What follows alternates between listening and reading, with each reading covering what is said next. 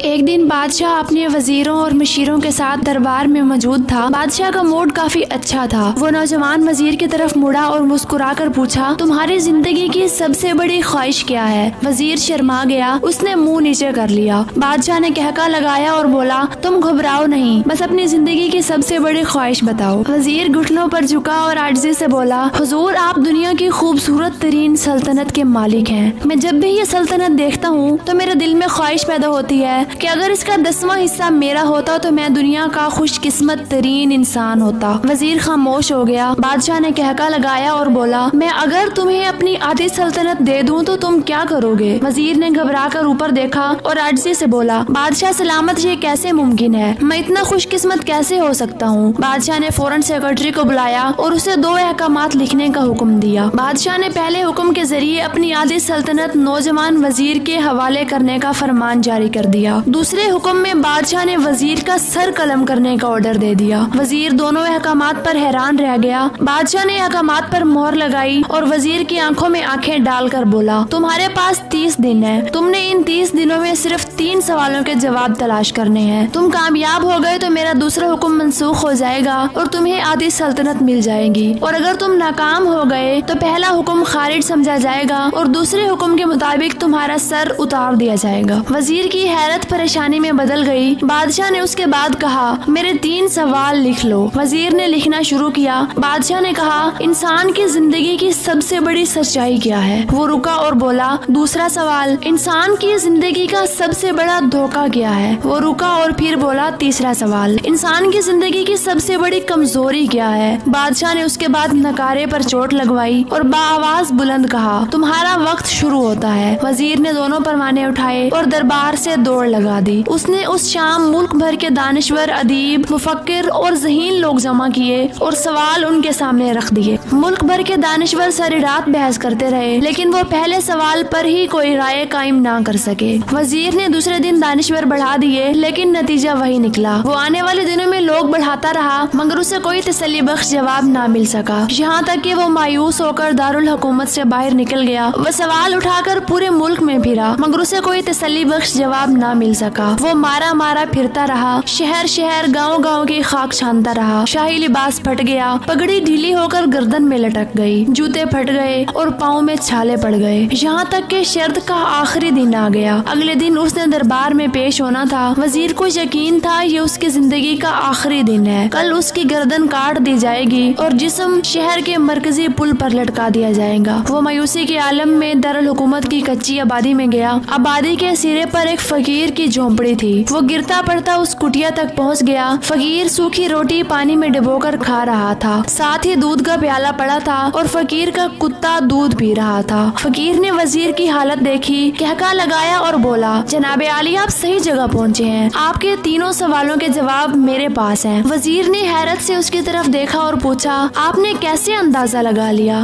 میں کون ہوں اور میرا مسئلہ کیا ہے؟ فقیر نے سوکھی روٹی کے ٹکڑے چھابے میں رکھے، مسکرایا، اپنا بوریا اٹھایا اور وزیر سے کہا، یہ دیکھیے، آپ کو بات سمجھ آ جائے گی۔ وزیر نے جھک کر دیکھا، بوریے کے نیچے شاہی لباس تھا۔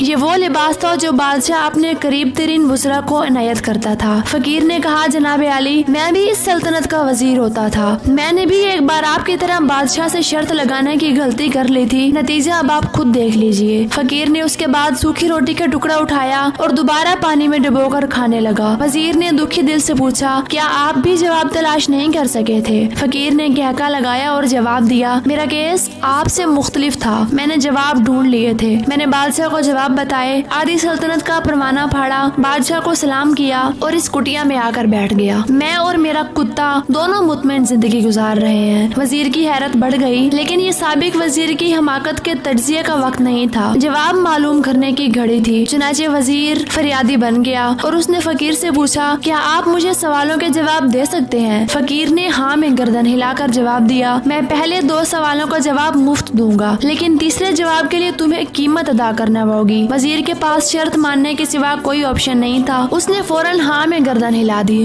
فقیر بولا، دنیا کی سب سے بڑی سچائی موت ہے، انسان کوئی بھی ہو، کچھ بھی ہو، وہ اس سچائی سے نہیں بچ سکتا۔ وہ رکا اور بولا، انسان کی زندگی کا سب سے بڑا دھوکہ زندگی ہے، ہم میں سے ہر شخص زندگی کو دائمی سمجھ کر اس کے دھوکے میں آ جاتا ہے۔ فقیر کے دونوں जवाब नाकाबिले तरदीद थे। वजीर सरशार हो गया। उसने अब तीसरे जवाब के लिए फकीर से शर्त पूछी। फकीर ने क्या लगाया। कुत्ते के सामने से दूध का प्याला उठाया, वजीर के हाथ में दिया और कहा, मैं आपको तीसरे सवाल का जवाब उस वक्त तक नहीं दूंगा जब तक आप ये दूध नहीं पीते। वजीर के माथे पर पसीना आ गया। उसने नफरत से प्याला जमीन पर रख दिया। वह किसी कीमत पर कुत्ते का बचा हुआ दूध नहीं पीना चाहता था। फकीर ने कंधे उचकाए और कहा, ठीक है, तुम्हारे पास अब दो रास्ते हैं। तुम इनकार कर दो और शाही जलाद कल तुम्हारा सर उतार दे, या फिर तुम ये दूध पियो और तुम्हारी जान भी बच जाए। तुम आधी सल्तनत के मालिक भी बन जाओ। फैसला बहरहाल तुमने करना है। वजीर मुश्किल में फंस गया। एक तरफ जिंदगी और आधी सल्तनत थी और दूसरी तरफ कुत्ते का बचा हुआ दूध था। वो सोचता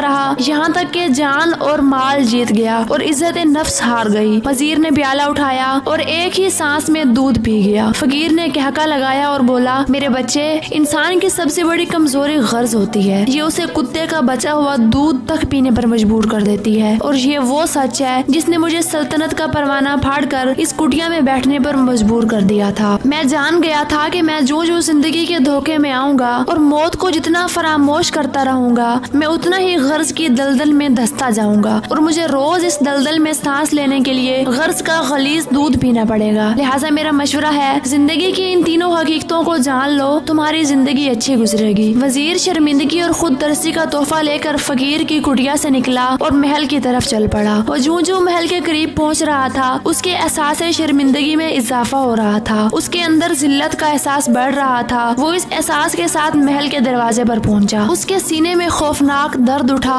वो घोड़े से गिरा, लंबी हिचकी ली और उसकी रूह परवाज कर गई। दोस्तों, हमें किसी दिन किसी ठंडी जगह पर बैठकर जिंदगी के इन बुनियादी सवालों पर जरूर गौर करना चाहिए। हमें ये सोचना चाहिए, हम लोग कहीं जिंदगी के धोखे में आकर गर्ज के पीछे तो नहीं भाग रहे। हम लोग कहीं मौत को फरामोश तो नहीं कर बैठे। हम कहीं इस कहानी के वजीर तो नहीं बन गए। मुझे यकीन है, हम लोगों ने जिस दिन ये सोच लिया, उस दिन हम गर्ज के इन गलीज प्यालों से बालातर हो जाएंगे। उम्मीद है आपको आज की ये वीडियो पसंद आई होगी। अगर वीडियो पसंद आई है तो वीडियो को लाइक करें और चैनल को सब्सक्राइब नहीं किया तो चैनल को भी सब्सक्राइब करें। शुक्रिया।